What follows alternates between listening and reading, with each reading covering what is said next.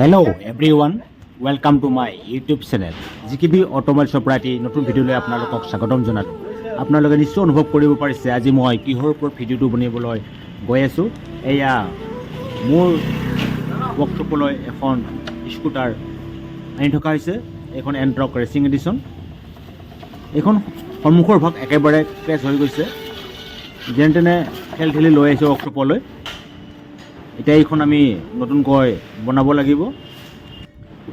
ইয়াত মোটামুটি আপোনাৰ হেডলেম্পটো ভাঙিছে, আপোনাৰ panel front, panel bottom, front fender, right left এইবোৰে চেঞ্জ কৰিব লাগিব। এয়া মোৰ টেকনিচিয়ান দুজনে বৰ্তমান স্কুটাৰখন খোলা আৰম্ভ কৰিছে। এয়া এপত এপতকৈ খুলি আছে। অলপ সময় লাগিব, যিহেতু সন্মুখৰ ভাগ সম্পূৰ্ণভাৱে আউট কৰিব লাগিব।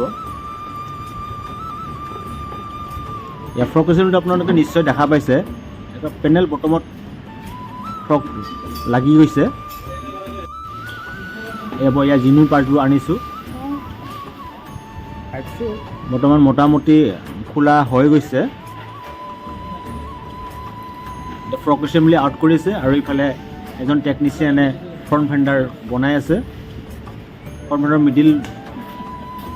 মিডিল চেণ্টাৰ ক্ৰেছ হৈছে, লগত ফ্ৰণ্ট ফেণ্ডাৰ ৰাইট লেফ্টৰ অলপ অলপ ক্ৰেছ হৈছে। যিহেতু স্কুটাৰৰ অনাৰে কৈছে সম্পূৰ্ণভাৱে নতুন লগাই দিব দিছে, সেয়েহে আমি সকলোখিনি বৰ্তমান আউট কৰি দিছোঁ আৰু নতুনকৈ লগোৱা ব্যৱস্থা কৰিছোঁ।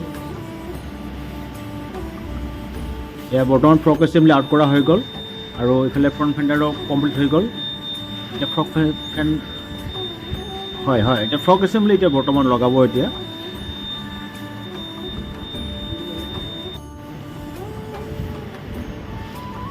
এয়া ফ্ৰণ্ট ফেণ্ডাৰ ফিটিং কৰিলে, লগত ফ্ৰক এচেম্বলিৰ কামো হৈ গ'ল। যিহেতু দুজন টেকনিচিয়ানে কামটো কৰি আছে, সেয়ে বেছি সময় লগা নাই, খুব জল্দি হৈ আছে। এইটো নিশ্চয় গৰম বতৰ, অলপ কেপচি খাই আছে। সন্মুখৰ ভাগ 50% কাম হৈ গ'ল বুলি ক'ব পাৰি। ফ্ৰণ্ট এক্সেলো লাগিছে, এক্সেলডালো বেণ্ড হৈ গৈছিলে। এই ছাইড পেনেল বটমবোৰ ফিটিং কৰি আছে।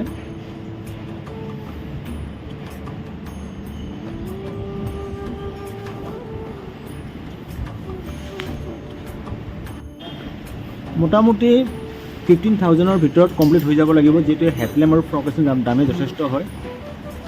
9,000 তাতে গুচি যায়। বাকী ফিটিং বাকীবোৰ মিলাই 15,000-ৰ ভিতৰত কমপ্লিট হৈ যাব। এয়া পেনেল ফ্ৰণ্ট ফিটিং কৰিলে, এয়া পেনেল ফ্ৰণ্টৰ দাম আছে 3,000 প্লাছ হয়।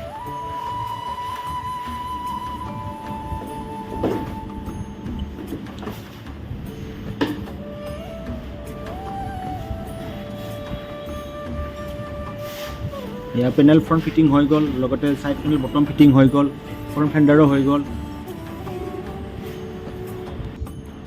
হাউচিঙৰ ফিটিং হৈ গ'ল, মিৰৰ সকলো ফিটিং হৈ গ'ল।